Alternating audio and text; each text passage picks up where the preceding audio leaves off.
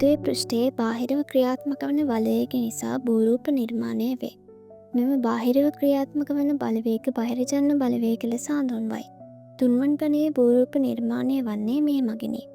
බහිරජන්න බලවේගය නිසා භූරූප නිර්මාණය වන ක්‍රියාවලිය ක්‍රමණය ලෙස හැඳින්වේ. ක්‍රමණය යනු පෘථිවි පෘෂ්ඨයේ මතුපිට ගෙවා දැමීම හා පෘථිවි පෘෂ්ඨයේ මතුපිට තැන්පත් වීමයි. මෙහි කොටස් දෙකකින් සමන්විතය.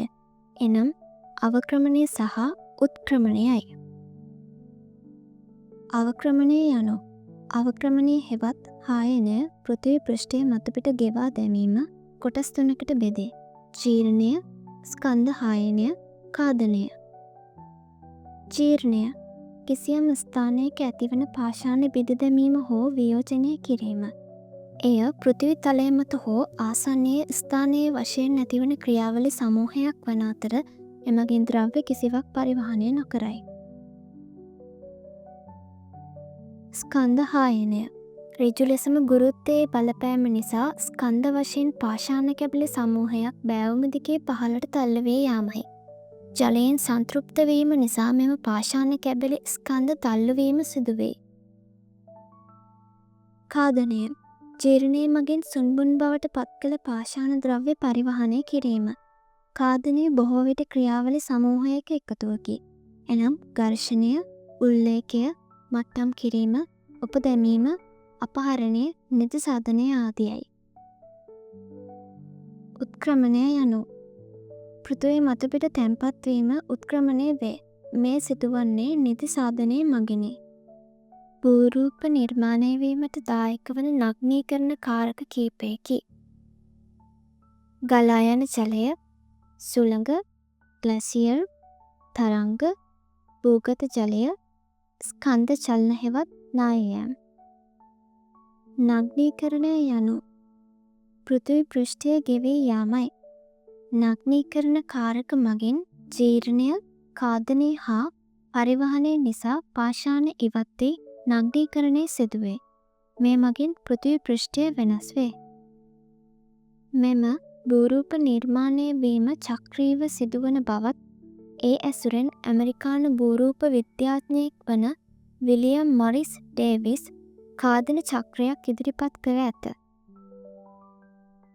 ගලා යන ජලයේ ආශ්‍රිත භූරූප පෘථිවි තලය මත වැඩි ප්‍රදේශයක ව්‍යාප්තව ඇති ආන්ද්‍ර දේශගුණ ප්‍රදේශවල ක්‍රියාත්මක වන ප්‍රධාන ඛාදන වර්ගය ගංගා ඛාදනයයි. ගංගාවක උපත සිදුවිය හැකි ආකාර කීපයකි. උල්පතකින්, විලකින්, ග්ලැසියර් දිය වූ ජලයෙන් අධික වර්ෂාව ලැබෙන ප්‍රදේශයකින්. ප්‍රථම ගංගාව උත්ක්ෂිප්ත වූ කඳුකර භූමියකින් ආරම්භ වන ගංගාව එහි ඇති ස්වභාවික නිම්න ඔස්සේ පළමුව ගලා යෑම සිදුවේ. එය ප්‍රථම ගංගාව නම් වේ. අපර ගංගාව ප්‍රථම ගංගාවට අතු ගංගා ගලා ඒමෙන් එය තවත් විශාල වේ. එය අපර ගංගාව නම් වේ. අපර ගංගා එකතුවීමෙන් ද්විතීයි අපර ගංගා සෑදෙන අතර ඒ සියල්ල එක්වීමෙන් ගංගා පද්ධතියක් සාදයි. ගංගා පද්ධතියක් ජලවහන ද්‍රෝණියක් ලෙස හැඳින්වේ. ජලවහන ද්‍රෝණියක් විවෘත පද්ධතියක් ලෙස හැඳින්වේ. මෙම පද්ධතියට වර්ෂා ජලය සහ පාෂාණ ජීර්ණයෙන් ලැබෙන අවසාදිත යනාදී පදාර්ථත් සූර්ය විකිරණය මගින් ශක්තියත් ලැබෙන අතර ඒවා ජලවහන ද්‍රෝණයෙන් පිටතට පරිවහනය කෙරේ.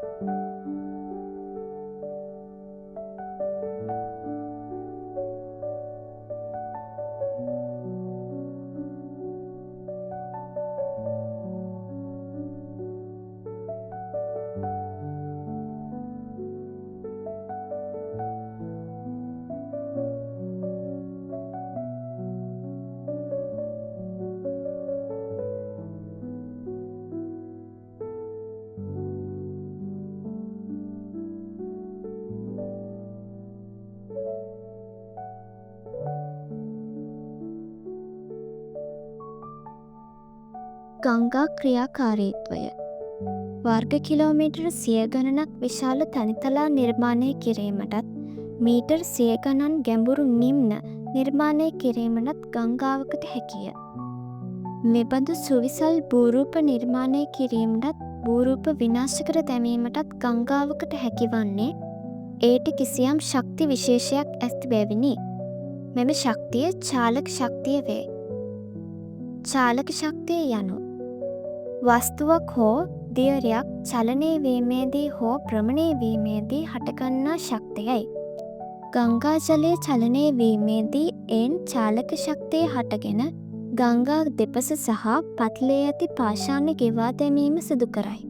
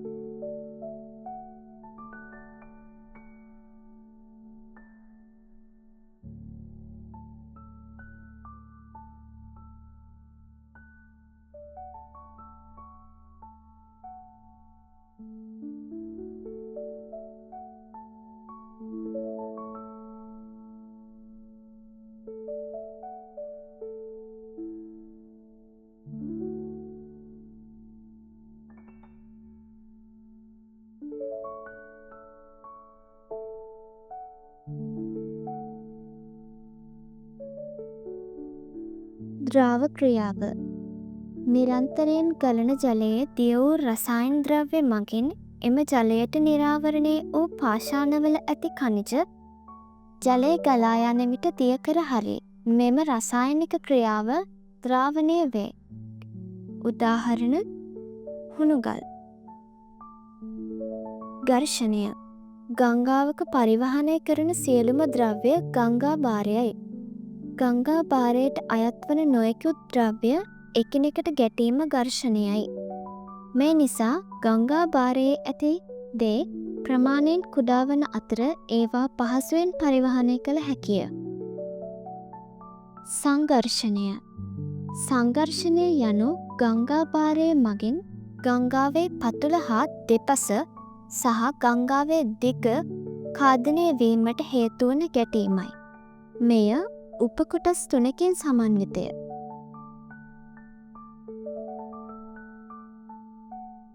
සිරස් සංඝර්ෂණය ගං පතුල ඛාදනය ගංගා නිම්න ගැඹුරු වීමත් සිරස් සංඝර්ෂණයයි. සිරස් සංඝර්ෂණය වැඩි වශයෙන් සිදුවන්නේ ගංගාවක ආරම්භක ප්‍රදේශවල ඇති නිම්නවලය. එයට හේතුව නිම්නවල බෑවුම වැඩි නිසා ජලයේ චාලක ශක්තිය වැඩිවීමයි.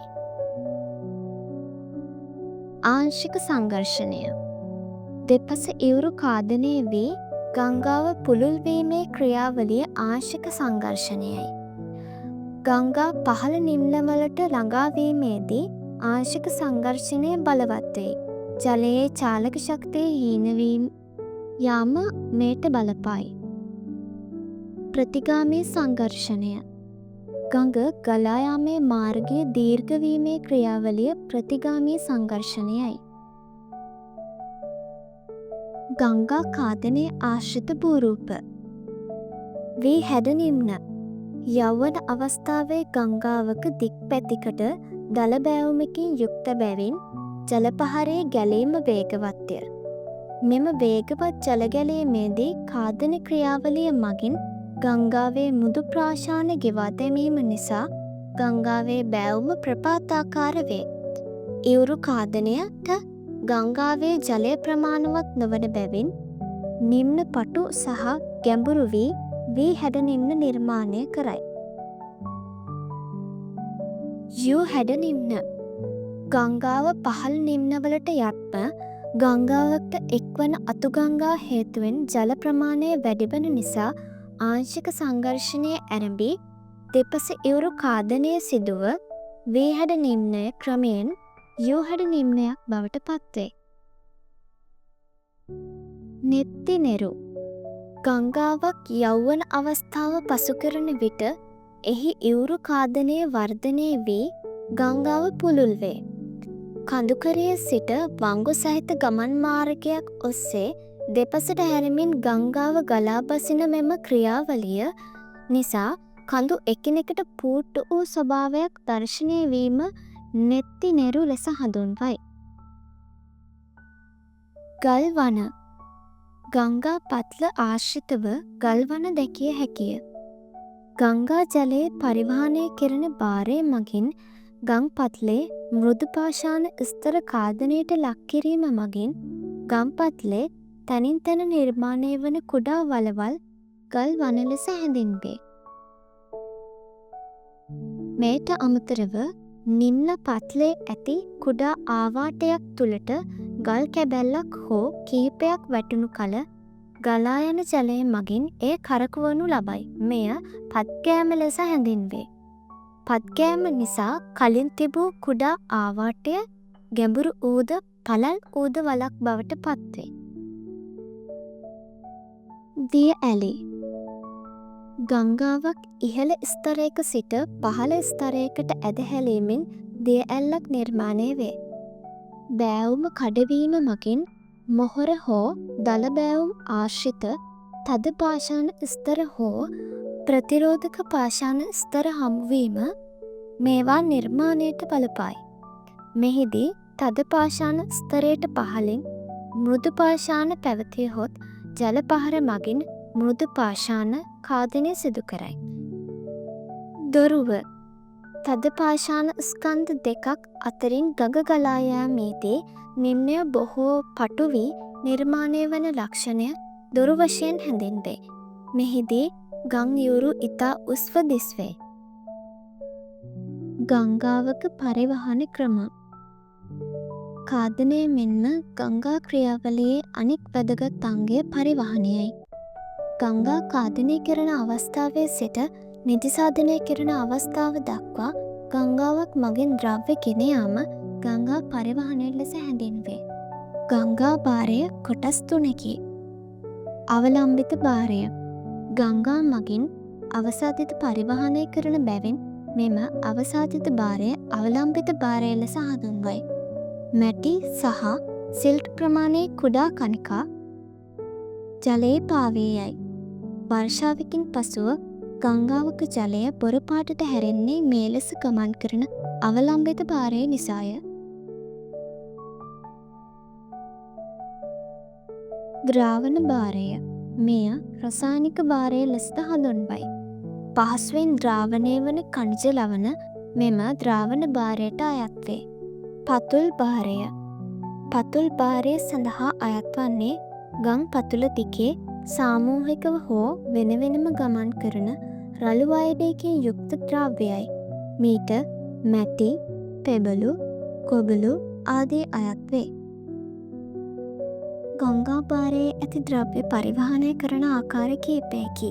ප්‍රකර්ෂණය ගංගාවක විශාල ගල් බෝල්ඩර ගම්පත්ලේ පෙරලාගෙන ගමන් කරයි. එය ප්‍රකර්ෂණය වේ. පිනුම් ගමන ගංගා කුඩා ගල්කැට ජලපහරයේ වේගයත් සමග පිනුම් ගසමින් ගමන් කරයි. එය පිනුම් ගමන වේ. ද්‍රාවණය ජලය සමග පාෂාණ කොටස් දිය වී ගමන් කිරීම ද්‍රාවණය ලෙස හැඳින්වේ. අවලම්බනය ගංගාවක ඉතා සියුම් ද්‍රව්‍ය පාකරමින් ගමන් කිරීම අවලම්බනයයි. ගංගාවක නිදිසාධනය ආශ්‍රිත භූරූප ගංගාවේ භාරය වැඩිවත්ම එය පරිවහනය කිරීම අපහසු වෙයි. එවිට එහි භාරයෙන් කොටසක් තැන්පත් කිරීම ආරම්භ වේ. ගංගා නිදිසාධිත භූරූප බහුලව දැකිය හැකි වන්නේ ගංගාවක වෘද අවස්ථාවේදීය. වෘද අවස්ථාවේ ගංගාවේ ප්‍රවේගයට අනුව ඊට ගෙන යා නොහැකි තරමට ගංගා භාරය වැඩිවන නිසා නිදිසාධනය කරයි. වෘද අවස්ථාවේ ගඟ තැනික් තලාවක ගලා යන බැවින් ජල ප්‍රහාරයේ වේගය ඉතා අඩුවේ. ගංගාවේ ජල ප්‍රහාරයේ ප්‍රවේගය අනුව ගංගාවේ පරිණත අවස්ථාවේ නිදිසාධනය වීම දැකිය හැකිය. ගන්ධඟරය ගංගාවක පරිණත අවස්ථාවේ දැකිය හැකිය. ගංගාවක් පාලනින්නේදී ජල ප්‍රමාණය වැඩිවත්ම ජලකඳ පැත්තෙන් පැත්තට එනම් දෙපසට දෝලනය වෙමින් ගමන් කිරීමට පටන් ගනී. මේ අනුව ගංගා නිම්නෙමේ වක්‍ර ස්වභාවයක් සහිතව නිර්මාණය වන ස්ථාන ගං දඟර ලෙස හැඳින්වේ. මෙම ගං දඟරයේ බාහිර ඉවුරු ශීඝ්‍රයෙන් ඛාදනය වන අතර ඇතුළු ඉවුරුවල ගංගා භාරය තැන්පත් වේ. දුනුවිල ජලය අධික වූ අවස්ථාවන්හිදී දඟර ගැසූ ගංගාව දඟර කොටසින් වෙන්ව කෙටි මාර්ගයක් ඔස්සේ ජලය ගලා යාමට පටන් ගනී. ගංගාව නැම්මක් ඇති කර ගන්නේ කුඩා බාධකයක් හමු වූ විට වුවත් එම නැම්මේ ජලය යාන්ත්‍රික ක්‍රියාව හේතු කරගෙන ප්‍රතිමුඛව ඛාදනය කරයි. අවසන දඟරේ කපා හැර යළිත් ගංගාව ඍජු මාර්ගයක ගමන් අරඹයි. මෙසේ වෙන් වූ දඟර කොටස දුනුවිල ලෙස හඳුන්වයි. ලංකාවේ ත්‍රිකුණාමලයේ මහවැලිකක ආශ්‍රිතව ඩෙල්ටා සහ පිටාර තැන්නේ මෙකී ලක්ෂණ දක්නට ලැබේ.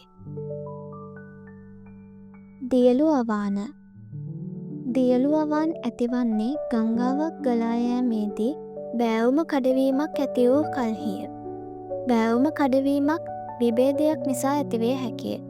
මෙලෙස උස් භූමියකින් එකවරම ජලකඳ පහළට කඩා වැටීමෙන් ගංගාවෙන් ගෙන්න භාරය ක්ෂණිකවම අතහරේ. එවිට ගංගා භාරය කඳු පාමුල අවානක් ආකාරයට තැන්පත් වේ. එය දියලු අවාන ලෙස හැඳින්වේ. හැඩපළු ගංගාව ගංගාවේ ජලය ඍතුගතව වෙනස් වන කාලවලදී චාලක ශක්තිය අඩුව යයි. මෙහිදී ගංගා භාරයෙන් කොටසක් ගංගා ඕඩේ මැද හෝ දෙපස නිස්පාදනය කෙරේ. මේ නිසා ගංගා ඕඩේ මැද වැලි දිවයින් සෑදේ. මේ මගින් හැඩපළු ගංගා නිර්මාණය වේ. පිටාර තැනි මේවා නිර්මාණය වන්නේ ගංගාව පරිණත වී වෘද්ධභාවයට පත්වන අවස්ථාවකදීය.